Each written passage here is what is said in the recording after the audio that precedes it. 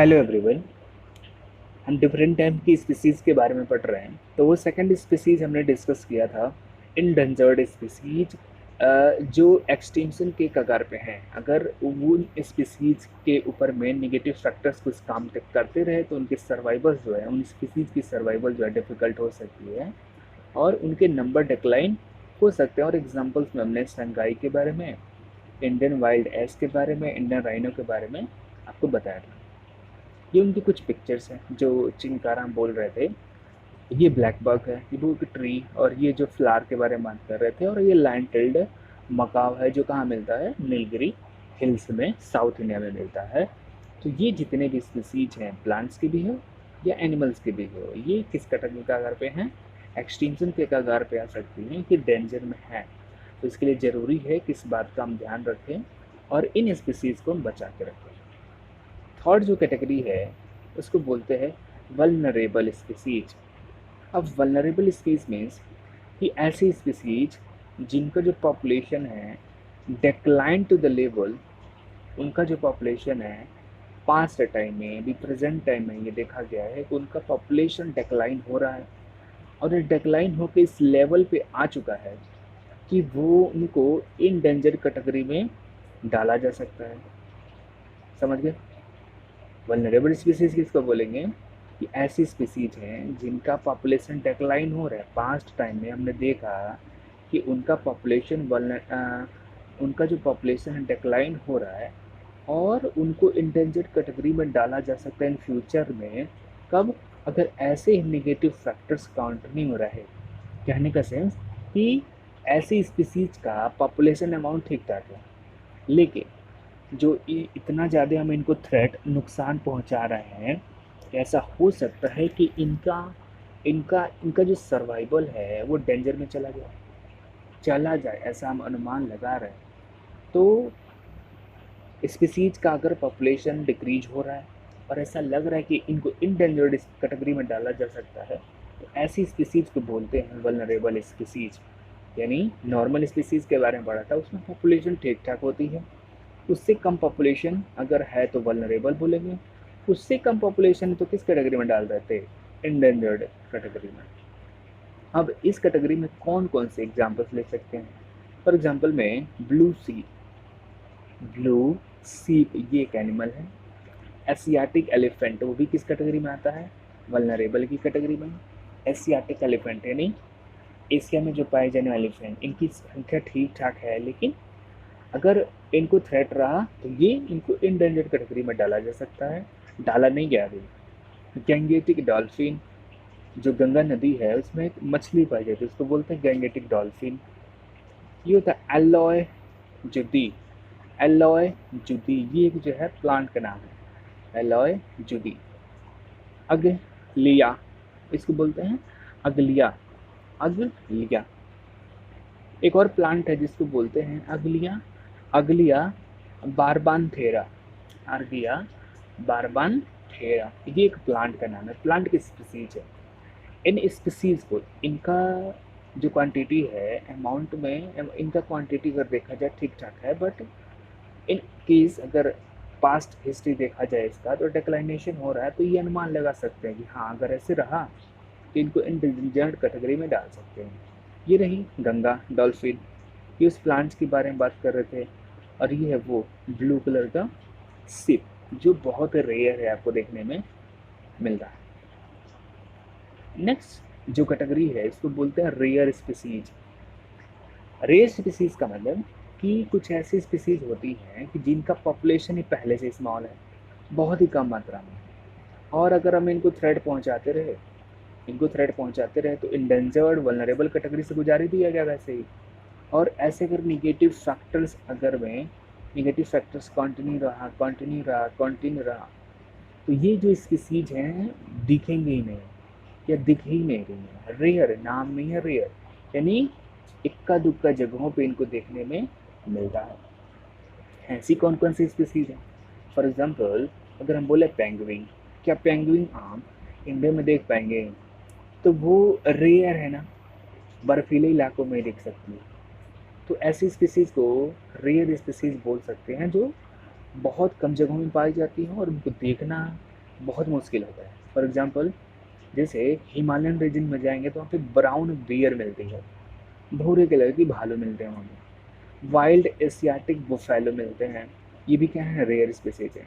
Desert fox है, horn bill है, पैराचिट flowers हैं, पेलिकन प्लांट्स हैं, ये सारे जो स्पीसीज हैं इनको हम रेयर स्पीसीज बोलते हैं।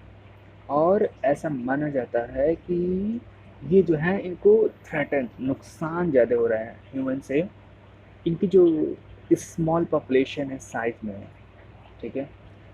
तो ये अगर इनकी जो स्मॉल पॉपुलेशन है ऐसे ही चलता रहा, थ्रेट पहुंचाते रहे, ये जल्दी रिकवर नहीं कर पाएंगे, और रिकवर नहीं कर पाएंगी तो पता चलेगा कि ये एक्सटिंक्ट कर जाएंगी। क्या कर जाएंगी, एक्सटिंक्ट। अब जिन भी स्पीसीज का हमने नाम लिया उनके पिक्चर्स बने हुए हैं इनके, ये देख रहे हैं ना कि बर्ड है, इसके बीक देखिए कितनी लंबी है, और ये ऊपर से ऐसे लग रहा है कि तरीके से चिली के टाइप में निकला हुआ है। ये वो ऐसे है जो हिमालयन रीजन में पाया जाता है। और ये दो वो फ्लावर्स इनके नाम हमने लिए थे। नेक्स्ट जो स्पीसीज होती हैं उनको बोलते हैं एंडेमिक स्पीसीज। एंडेमिक स्पीसीज मतलब कि ये एक पार्टिकुलर एरिया में ही मिलेंगी, पार्टिकुलर एरिया में ही मिलती हैं। जैसे कहा जाए कि गंगा में है, आप गंगा बेसिन में है, तो गंगा बेसिन में जैसे कह सकते हैं कि यहाँ चूँकि रेनफॉल ज़्यादा होती है तो यहाँ पर रेनफॉल होती है, तो यहाँ पे हम पैडी की प्लांटेशन कर सकते हैं। तो हम ये कहेंगे कि पैडी की जो प्लांट हो गया इस एरिया के लिए क्या है, एंडेमिक है, इस एरिया के लिए एंडेमिक है। तो कुछ ऐसी स्पीसीज होती हैं which are only found in the some particular areas. तो कुछ ऐसी स्पीसीज हैं जो कहाँ मिलती हैं कि किसी पार्टिकुलर एरिया में ही मिलती हैं, और ये यूजुअली देखा जाए आइसोलेट होती हैं, क्योंकि नेचुरल और जियोग्राफिकल इतने सारे बैरियर्स होते हैं, ठीक है। क्यों किसी पार्टिकुलर एरिया में पाई जाती हैं, क्योंकि उनको नेचुरल जियोग्राफिकल बैरियर्स होता है। फॉर एग्जांपल वेस्टर्न घाट्स के बारे में पढ़ा था हमने, अंडमान निकोबार आइलैंड्स के बारे में पढ़ा था। यहाँ पे बायोडाइवर्सिटी का जो लेवल है बहुत ज़्यादा हाई होता है as compare to the other part of India. वो क्यों, वो इसलिए क्योंकि वो जो वेस्टर्न घाट वाला इलाका है फर्स्ट ऑफ ऑल इक्वेटर के पास में पड़ता है। जैसे इक्वेटर से पास में है बहुत ज़्यादा तक 0 डिग्री, 8 डिग्री, 9 डिग्री, 10 डिग्री, वहाँ पे रेनफॉल अच्छी खासी हो जाती है और डिफरेंट टाइप्स के प्लांट जो ग्रो करते हैं। तो ये क्या बोलेंगे हम इसको, जब बहुत ज़्यादा अब वहीं पे ज़्यादा रेनफॉल हो रही है तो वो नेचुरल प्रोसेस होगा। और जियोग्राफिकल बैरियर किस बात का, वहाँ पे माउंटेन है, तो माउंटेन है तो उस कारण से उसके साइड में बहुत ज़्यादा स्पीसीज मिल रही हैं। माउंटेन्स है इसीलिए तुम्हारा रेनफॉल भी हो पा रही है। वो जियोग्राफिकल बैरियर हो गया, नेचुरल बैरियर भी होगा, जिसके कारण से वहाँ पे हमने देखा कि कुछ प्लांट्स जो हैं इसी एरिया में पाए जाएंगी, बाकी कहीं और नहीं पाई जाती हैं।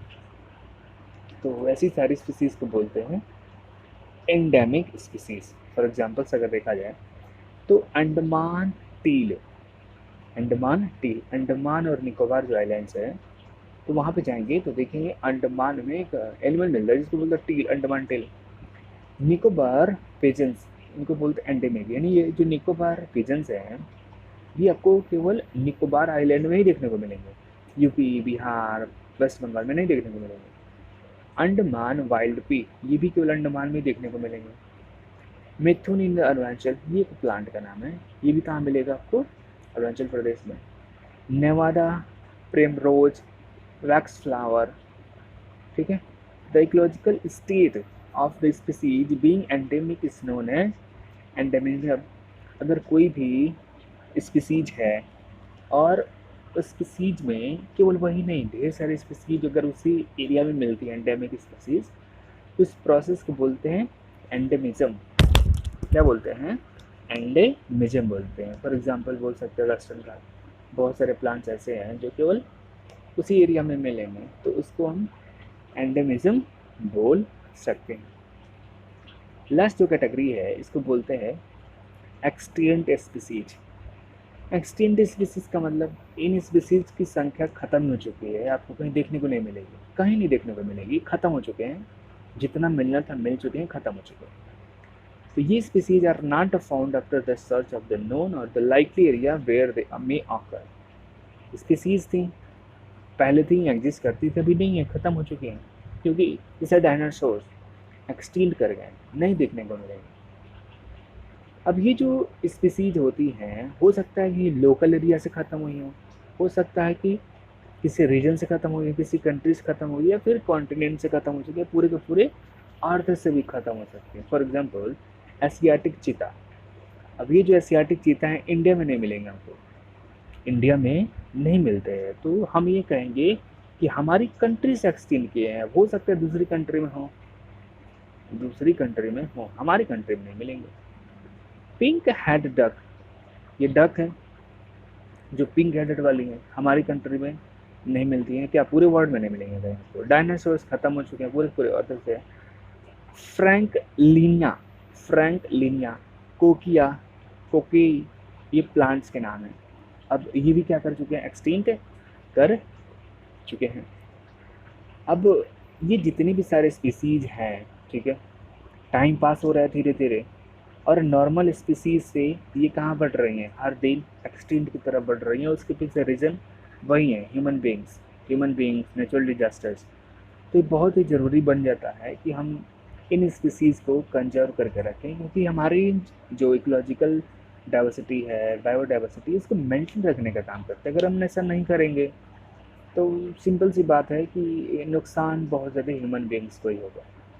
तो मिलते हैं नेक्स्ट वीडियो में, जिसमें बात करेंगे कि